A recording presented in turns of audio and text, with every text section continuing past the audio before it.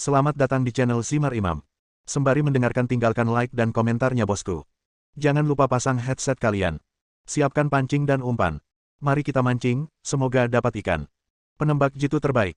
Bab 381. Musuh bersembunyi di pepohonan dengan diameter lebih dari 50 cm. Jika tinggi badan pohon hanya sekitar 30 cm, peluru senapan sniper Philip masih dapat menembusnya, namun tingkat mematikan hulu ledaknya akan sangat berkurang.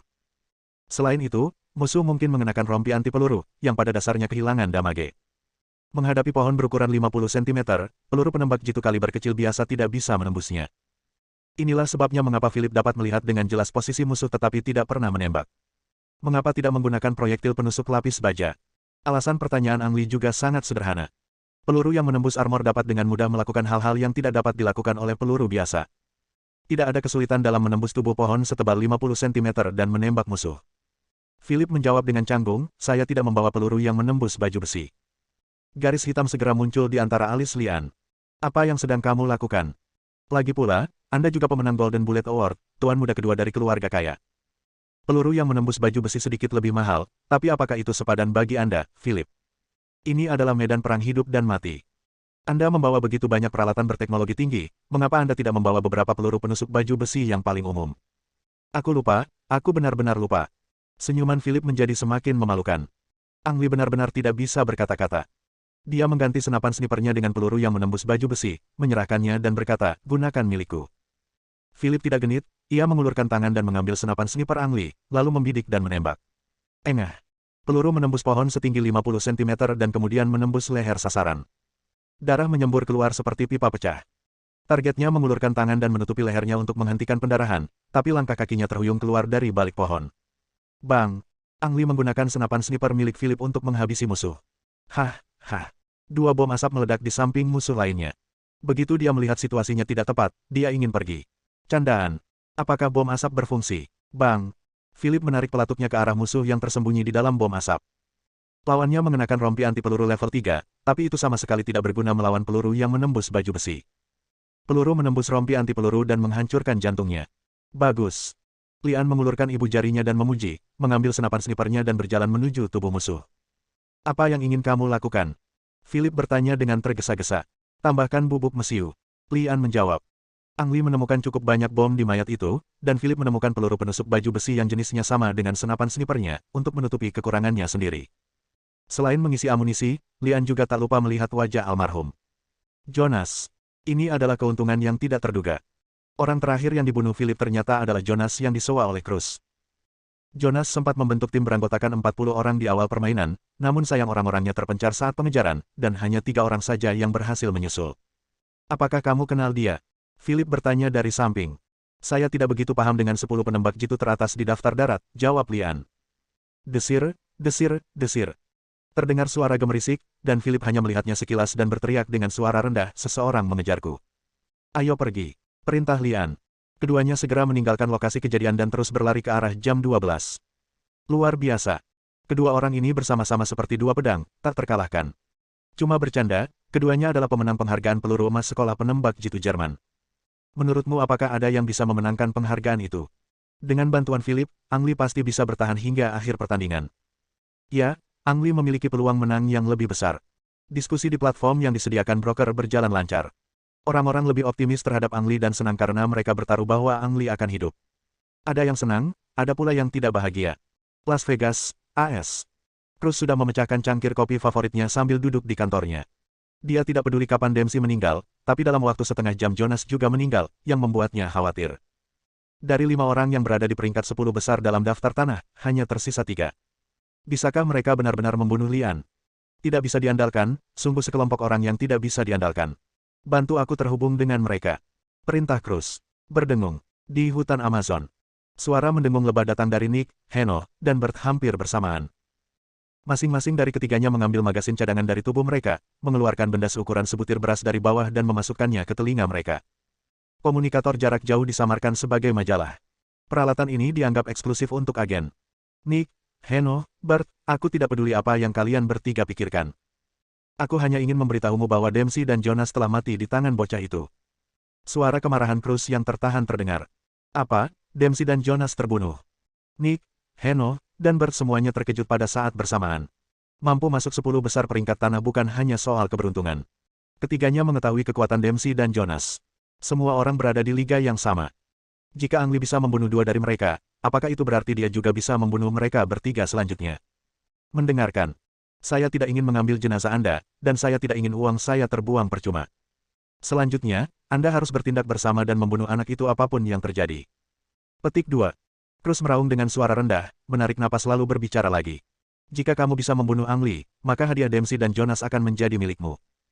Mata Nick, Heno, dan Bert berbinar pada saat yang sama, seolah-olah mereka baru saja mendapat suntikan di lengan. Dem dan Jonas dibayar sama, artinya komisi mereka berlipat ganda. Jika orang lain meninggal, apakah pahalanya akan dibagi rata? Nick, Heno, dan Bert mau tidak mau membuat perhitungan kecil, dan pada saat yang sama, sesuai instruksi Cruz, mereka mulai berkumpul untuk menghadapi Ang Lee. Setelah Ang Lee dan Philip menyeberangi sungai, itu sama saja dengan menyingkirkan musuh. Hal ini terutama karena tim Nick, Heno, dan Bert sedang berkonsentrasi, dan jumlah musuh yang melacak Lian tiba-tiba turun sepertiganya. Langit tiba-tiba menjadi gelap. Ang Lee dan Philip mulai bekerja sama membuat labirin, sengaja meninggalkan jejak di tanah. Di ujung jalan bercabang itu ada lagi jalan bercabang yang seolah tak ada habisnya. Keduanya sibuk sepanjang malam, dan labirin yang mereka bangun 2 kali lipat dari labirin yang diselesaikan Ang Lee sendirian di hari pertama.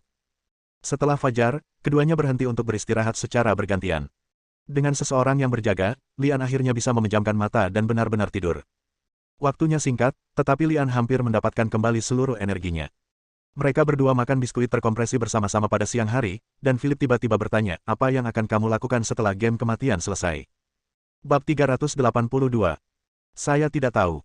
Dia berpartisipasi dalam game kematian sepenuhnya untuk menghilangkan pelecehan di forum kematian. Adapun apa yang akan dia lakukan setelah game kematian berakhir, dia tidak pernah memikirkannya secara serius. Menembak broker dan menjatuhkan organisasi di belakangnya. Sudah hampir 2 tahun saya berpisah dengan ayah saya, dan masih belum ada kabar sama sekali. Untuk menemukan ayah dan ibunya yang memalsukan kematian. Dan wanita yang memberinya pertama kali, Xiao Yue. Meskipun dikatakan bahwa waktu itu murni kecelakaan dan dia sepenuhnya berusaha menyelamatkan orang, adalah fakta yang tidak terbantahkan bahwa dia mengambil milik pihak lain untuk pertama kalinya. Sebagai seorang laki-laki, Ang Lee harus bertanggung jawab atas masalah ini dan memberikan penjelasan kepada orang lain. Tentu saja, jika pihak lain tidak perlu bertanggung jawab, Ang Lee tidak akan mengganggu pihak lain tanpa malu-malu. Ada juga Dragon Soul, dan saya belum memutuskan apakah akan bergabung dengan organisasi ini. Singkatnya, Ang Lee memiliki terlalu banyak hal yang harus dilakukan, dan hal spesifiknya belum diputuskan. Mari kita coba bertahan dalam permainan kematian ini dulu, tambah Ang Lee. Philip mengulurkan tangan dan menepuk bahu Lian dan berkata, saudaraku, jangan khawatir, kamu pasti akan selamat dari permainan ini bersamaku di sini. Lian berhenti sejenak dan tidak berkata apa-apa lagi. Selain bersyukur, dia juga tahu bahwa hidup tidak sesederhana itu. Sampai sekarang, kita sudah lebih dari setengah memainkan game Bleach kedua. Sampai detik terakhir, Lian tidak akan pernah cukup sombong untuk berpikir bahwa dia bisa pergi hidup-hidup. Bahkan jika Anda berhasil melewati game kematian kedua, masih akan ada game kematian ketiga dan keempat. Para peserta game kematian ketiga terkonsentrasi pada penembak jitu yang berada di peringkat langit. Setiap orang yang dapat di peringkat di daftar langit adalah seorang legenda. Seperti kepala sekolah Sami dari sekolah penembak jitu Jerman. Menghadapi hanya satu dari mereka, Lian masih memiliki kepercayaan diri untuk bersaing dengannya. Dihadapkan pada 2 orang dan bahkan lebih banyak lagi sosok legendaris yang mirip dengan kepala sekolah Sami sekaligus, Ang Lee akan sombong jika mengatakan bahwa dia pasti akan selamat. Setelah beruntung melewati Death Game ketiga, Ang Lee harus berpartisipasi dalam Death Game keempat. Musuh yang dihadapinya adalah Old A. Kata, tua, di depannya ditambahkan oleh Lian menurutnya. Untuk menjadi satu-satunya penembak jitu di daftar dewa, A tidak boleh terlalu muda, sehingga ia menyebut lawannya, A tua. Old A tidak diragukan lagi adalah penembak jitu paling menarik di peringkat penembak jitu dunia. Sampai saat ini belum ada yang tahu apakah si tua A itu laki-laki atau perempuan, seperti apa rupanya, seberapa besar dia, senjata apa yang pandai dia gunakan, dan lain-lain. Semua informasi tentang A lama adalah nol. Satu-satunya hal yang pasti adalah Old A lebih sulit ditangani daripada orang lain. Bahkan Dewa Kematian yang mendirikan Dana Dewa Kematian gagal masuk dalam daftar, yang menunjukkan bahwa kekuatan si tua A sungguh luar biasa. Lian punya ide aneh. Jika si tua A lebih tua dari kepala sekolah Sami, apakah dia masih bisa memegang senapan sniper dan terus bertarung? Agen tersebut jelas tidak meragukan hal ini, jika tidak, dia tidak akan mengakhiri pertarungan antara Lao A dan Ang Lee. Mungkin menurutnya Ang Lee sama sekali tidak bisa mencapai game Death keempat, jadi dia tidak perlu khawatir dalam hal ini. Ini sudah lewat tengah hari. Masih ada waktu kurang dari 30 jam menuju Death Game. Tim yang dibentuk oleh Nick, Heno, dan Bert bergabung membentuk tim super yang beranggotakan lebih dari 100 orang. Tim ini tidak memiliki komandan pasti, dan semua keputusan diambil melalui musyawarah antara 3 orang. Super Sentai berhenti mengikuti jejak yang ditinggalkan Ang Lee dan mulai mencari dengan caranya sendiri. Lebih dari 100 orang berbaris dalam garis lurus, dengan jarak 4 hingga 5 meter antar orang, membentuk jaringan manusia yang sangat besar untuk mencari di hutan. Setelah target ditemukan, jaringan manusia yang besar ini akan ditutup dalam waktu sesingkat mungkin, mengelilingi Lian di dalamnya.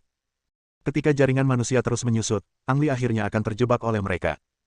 Tentu saja, premisnya adalah mereka harus menemukan Lian terlebih dahulu. Jika mereka tidak dapat menemukan Lian, maka tindakan mereka hanya membuang-buang waktu saja. Ang Lee dan Philip telah bersembunyi di balik bunker, menunggu musuh muncul, namun belum ada musuh yang datang. Sejauh ini nampaknya labirin yang mereka buat sangat efektif. Jika mereka bisa bertahan hingga gelap, keduanya akan bergerak lagi dan membuat labirin dan jebakan baru agar berhasil melewati permainan kematian ini. Segalanya tidak pernah sesederhana yang dibayangkan. Ketika hitungan mundur di jam tangan menunjukkan bahwa masih ada 28 jam tersisa, terdengar suara gemerisik, dan Lian segera menoleh untuk melihat ke arah Philip. Dipengaruhi oleh penglihatannya, Lian hanya bisa mendengar suara tetapi tidak bisa melihat orang. Philip dapat melihat target melalui detektor energi panas, dan kemudian menilai apakah itu manusia atau hewan berdasarkan ukuran dan pola pergerakan tubuh energi panas. Babi hutan dan hewan lain pernah lewat di sini sebelumnya, tetapi Philip menilai terlebih dahulu dan tidak menembak. Ada banyak suara gemerisik kali ini. Jika kita tidak bertemu dengan hewan berkelompok, mereka akan menjadi musuh. Philip tampak murung dan memberi isyarat pada Lian. Musuh, totalnya 10. Lian segera menempelkan wajahnya ke gagang pistol dan melihat melalui teropong dari mana suara itu berasal. Dia dan Philip menyamar dengan sangat baik sehingga musuh tidak akan pernah melihat mereka pada pandangan pertama. Selain itu, keduanya menciptakan target palsu di dekatnya. Saat musuh muncul di sini, mereka akan menemukan target palsu terlebih dahulu, dan ketika menyerang target palsu, mereka akan menjadi sasaran Ang Lee dan Philip. Segalanya berkembang seperti yang diharapkan Ang Lee dan Philip. Musuh segera menemukan sasaran palsu dan mengintai serta menembaki sasaran palsu tersebut. Ang Lee dan Philip tidak terburu-buru untuk syuting, ini belum waktunya. Setelah tembakan berhenti, salah satu dari mereka berjalan menuju sasaran palsu dengan membawa senjata. Terdengar suara, klik, yang lembut. Di tengah jalan, dia secara tidak sengaja menginjak dahan kecil dan secara naluriah berhenti, menatap kakinya. Ada banyak cabang kecil dalam jarak 1 meter dari kaki, yang sulit ditemukan tersembunyi di antara ilalang. Cabang-cabang kecil ini sepertinya sengaja dibuang ke sini. Kecuali Anda menemukannya terlebih dahulu dan melompatinya, Anda akan selalu menginjak dahan tersebut di setiap langkah. Perangkap. Begitu pikiran itu muncul, saya mendengar suara tembakan. Ranting-ranting itu memang jebakan yang dibuat oleh dia dan Philip, yang setara dengan mencari lokasi musuh. Saat musuh berdiri di posisi ini, mereka benar-benar terkena senjata kedua pria tersebut. Ang Lee menarik pelatuknya, menggunakan peluru yang menembus baju besi. Peluru tersebut menembus helm dan menghantam kepala lawan. Terkena hantaman peluru, badan terjatuh ke kiri. Beberapa benang logam perak seperti sutra laba-laba ditarik ke udara. Salah satu ujung benang logam ini dipasang di pohon, dan ujung lainnya memanjang ke arah persembunyian musuh lainnya. Saat jenazah dihantam, kabel logam ini akan mempengaruhi bahan peledaknya. Boom, boom, boom, serangkaian ledakan terdengar. Bab 383. Ledakannya terdengar tepat di sebelah musuh. Setidaknya setengah dari orang tewas atau terluka dalam ledakan tersebut. Separuh sisanya tidak menerima kerusakan langsung, tetapi terkena dampak ledakan dan tidak dapat bereaksi selama 2 atau 3 detik. 3 detik sudah cukup untuk seorang master sejati. Ang Lee dan Philip melompat keluar dari belakang bunker secara bersamaan sambil memegang senapan sniper untuk memulai kompetisi penembak jitu. Philip mendapat bantuan detektor termal, yang menghususkan diri dalam menembak sasaran yang tidak mudah terlihat, menyerahkan target yang dapat dilihat langsung dengan mata telanjang kepada Ang Lee. Bidik dan tembak. Bagi jagoan sniper seperti Ang Lee dan Philip, waktu yang dibutuhkan dari membunuh target pertama hingga membunuh target kedua hanya 1,5 detik. 3 detik sudah cukup bagi keduanya untuk membunuh masing-masing 2 orang. Penembak jitu yang tersisa akhirnya bereaksi dan melihat Ang Lee dan Philip mengikuti suara tembakan. Hanya butuh 2 detik dari saat dia mengambil pistol hingga membidik. Di medan perang, terutama dalam duel penembak jitu, 1/10 detik pun bisa berakibat fatal. Penembak jitu itu mengunci Ang Lee, tetapi tidak punya kesempatan untuk menembak. Peluru itu menghancurkan teropongnya, lalu bersarang di matanya dan menghancurkan otaknya. Gabungan kedua pedang sekali lagi menyelesaikan pertarungan yang sempurna. Sapi. Apakah Anda melihat bahwa kerjasama antara Ang Lee dan pria bernama Philip itu sungguh tak terkalahkan? Kamu pasti akan selamat, pasti. Ada lagi diskusi hangat di platform, dan semua orang kagum dengan penampilan Ang Lee dan Philip. Apakah sesederhana itu? Broker yang duduk di tenda sambil menyeruput kopi asli tersenyum ringan. Philip baru saja melihat 10 musuh. Faktanya, total ada 11 musuh. Namun, musuh lain muncul di belakang Lian dan Philip sebelum mereka menyadarinya. Suara tembakan dan ledakan sempat menyingkap tempat tersebut. Segera setelah pertempuran usai, Ang Li dan Philip bersiap mengumpulkan beberapa bahan peledak dari mayat dan memindahkannya. Mereka berdua berjalan satu di belakang yang lain, dan mereka mendengar tabrakan setelah mengambil beberapa langkah. Rasanya seperti angin bertiup melalui dahan dan dedaunan, tetapi Lian dan Philip merasakan jantung mereka menegang pada saat yang bersamaan. Aura pembunuh yang kuat. Mengapa kamu tidak menyadarinya sebelumnya? Tidak peduli siapa itu, orang ini dapat sepenuhnya menyembunyikan auranya sebelum mengambil tindakan, dan hanya mengungkapkan niat membunuh yang luar biasa pada saat mengambil tindakan. Lian sedang berjalan di belakang. Ketika dia mendengar suara itu, dia secara naluriah merunduk dan berguling-guling di tanah. Wanita. Ang Li melihat musuh mengenakan setelan, jili. Anehnya, yang dipegangnya bukanlah senapan sniper, melainkan pisau pendek yang terang. Saat belati diayunkan, Lian memperhatikan dada lawannya menonjol dan bergoyang elastis mengikuti gerakan tersebut, sehingga ia menilai pria kecil dengan cat minyak di wajahnya itu adalah seorang wanita. Pedang itu awalnya seharusnya menebas Lian, tapi Lian merunduk untuk menghindarinya. Bilahnya berputar, bergerak maju, dan menebas ke arah Philip. Philip telah berbalik saat ini, melihat kilatan pisau, dan secara naluriah mengangkat senapan snipernya dengan kedua tangan untuk memblokirnya. Terdengar suara, pop. Bilahnya mengenai teropong, dan teropong logam itu segera hancur berkeping-keping, dengan beberapa bagian terciprat kemana-mana. Segera setelah itu, bilah dan badan senjata bertabrakan. Pada saat ini, Philip merasa seolah-olah Gunung Tai sedang menghancurkannya. Rahang tangannya terbuka karena kekuatan yang kuat. Sungguh kekuatan yang luar biasa. Philip hanya punya waktu untuk memikirkan hal ini di benaknya. Awalnya, Philip satu kepala lebih tinggi dari orang lain, tapi sekarang kepalanya menunduk saat dia berlutut di tanah.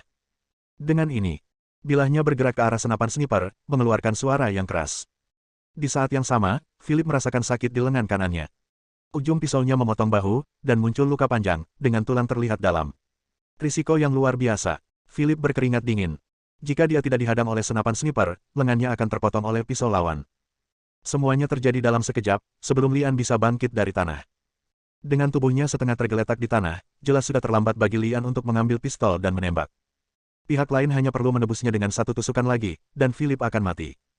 Tanpa berpikir panjang, Lian mengeluarkan pedangnya dan membuangnya. Pisau terbang Xiao Li, Lian bisa dikatakan tidak pernah meleset dalam jarak 30 meter. Wanita itu paling banyak hanya berjarak 2 meter dari Lian, dan punggungnya menghadap ke arahnya. Pisau ini seharusnya bisa membunuhnya. Kapan? Suara benturan logam terdengar. Wanita itu tidak berbalik sama sekali, dia mengeluarkan pisau pendek lainnya dengan punggung tangannya dan memotong pisau terbang Lian. Bukankah gadis ini mempunyai mata di belakang punggungnya? Lian bingung. Ini pertama kalinya dia melihat guru seperti itu. Bukan hanya dia tahu ada serangan pisau terbang dari belakang, tapi kecepatan dia menghunus pisau dan menebas pedangnya. Itu terlalu cepat, begitu cepat hingga tak terbayangkan. Pedang yang dilempar Lian terbuat dari baja halus, setelah terkena pedang pendek lawan, patah menjadi 2 bagian. Kekuatan ini sungguh sombong. Kalau tidak, pedang pendek di tangannya adalah pedang yang bisa memotong besi seperti tanah liat. Tidak ada waktu untuk memikirkannya. Melihat pisau terbang itu tidak berguna, Lian mengambil senapan snipernya. Wanita itu masih membelakangi Lian, tapi dia sangat menyadari gerakan Lian. Tanpa melihat bagaimana kakinya bergerak, orang itu sudah sampai di belakang Philip, lalu Philip terbang dan memukul Lian. Ini sudah berakhir. Lian berteriak diam-diam. Philip memblokir moncong pistolnya dan dia tidak bisa menembak sama sekali. Kemudian keduanya bertabrakan dan jatuh ke tanah. Apakah ini akan membunuhmu? Lian Xin tidak mau menyerah, tapi tidak ada yang bisa dia lakukan. Philip menekannya, dan bahkan jika dia mendorongnya menjauh, itu sudah terlambat. Lawannya adalah seorang master. Selama dia mengayunkan pisaunya ke bawah, dia akan membunuh mereka berdua seperti manisan Hao. Meskipun dia tahu waktu yang ada terlalu sedikit, Lian tidak rela menunggu mati saja. Dengan tangan kirinya, dia mengeluarkan pistol yang diikatkan di pahanya dan menarik pelatuknya. Bah. Lian menembakkan semua peluru di majalah itu dalam satu tarikan napas. Meskipun dia tidak dapat melihat targetnya karena dihadang oleh Philip, dia mengetahui arah umum musuh. Apakah bisa mencapai target atau tidak, itu tergantung keberuntungan. Lian sendiri tidak yakin. Saat magasin sudah kosong dari peluru, Philip sudah meluncur dari Ang Li. Wow! Lian memegang pistol yang sudah dibongkar di tangan kirinya dan meletakkan senapan sniper di lengan kirinya di tangan kanannya, mencari sasaran dengan matanya. Di mana orangnya? Wanita itu datang dan pergi begitu saja tanpa jejak, dan menghilang dalam sekejap mata. Jika luka yang dialami Philip tidak nyata, Ang Li pasti mengira itu hanya ilusi. Bab 384. Philip membuka kotak P3K dengan giginya, menaburkan bubuk obat penahan darah kepada 3 pria di atasnya, lalu menekan lukanya dengan kapas obat penahan darah. Di mana orang-orangnya? Philip menoleh dan melihat sekeliling. Saya tidak tahu. Lian bangkit dari tanah agar dia bisa melihat lebih jelas. Aku tidak tahu apa itu. Philip memutar matanya ke arah Lian. Lian benar-benar tidak tahu kemana perginya wanita itu, seolah-olah dia menghilang begitu saja. Itu tidak bisa dilihat dengan mata telanjang, dan tidak ada aura yang relevan di sekitarnya. Ninja. Ang Li memikirkan para ninja di negara pulau yang bersembunyi dan bermain dengan pisau. Sekalipun wanita itu bukan seorang ninja, yang dia gunakan pasti ada hubungannya dengan teknik ninja. Bagaimanapun, dia benar-benar tidak ada di sini lagi. Wanita yang aneh. Lian bergumam dalam hatinya, berbalik dan bertanya pada Philip, apa kabar, bisakah kamu pergi? Philip mengertakkan gigi dan berkata, tidak ada yang salah dengan itu, ini hanya cedera kulit.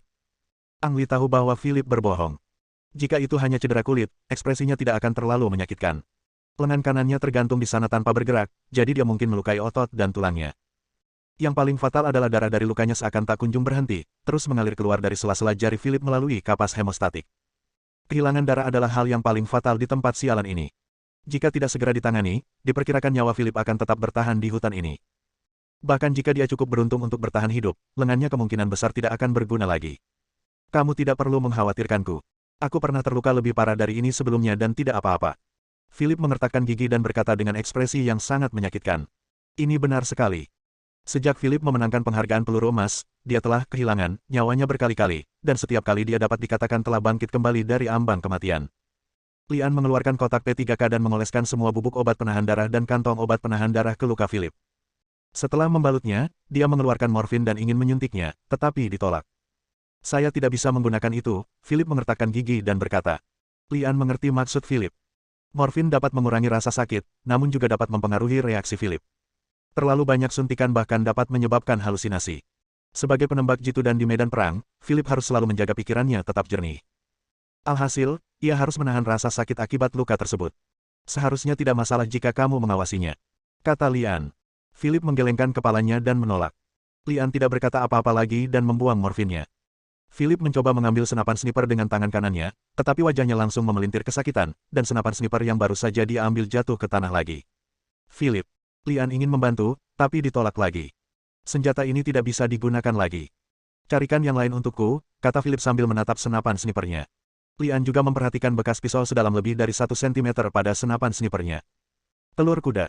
Apakah wanita itu King Kong? Kenapa kamu memiliki kekuatan yang begitu besar? Jika dia bisa menyebabkan kerusakan parah pada senapan sniper hanya dengan sebilah pisau, apakah dia masih dianggap manusia? Lian bergumam di dalam hatinya dan berkata kepada Philip, tunggu aku.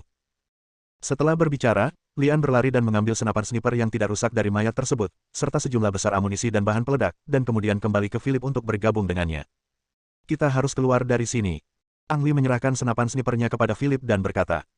Philip ingin memegangnya dengan tangan kanannya, tapi dia mengerutkan kening kesakitan begitu dia menggerakkan lengannya, jadi dia hanya bisa menggunakan tangan kirinya untuk mengambil senapan sniper. Berjalan. Philip berkata dan berjalan ke depan, tidak ingin Lian membantunya. Dia hanya melukai lengannya, tapi tidak ada yang salah dengan kakinya. Itu tidak mempengaruhi cara berjalannya, tapi setiap langkah yang dia ambil akan menimbulkan luka dan menimbulkan rasa sakit. Liu Pingping.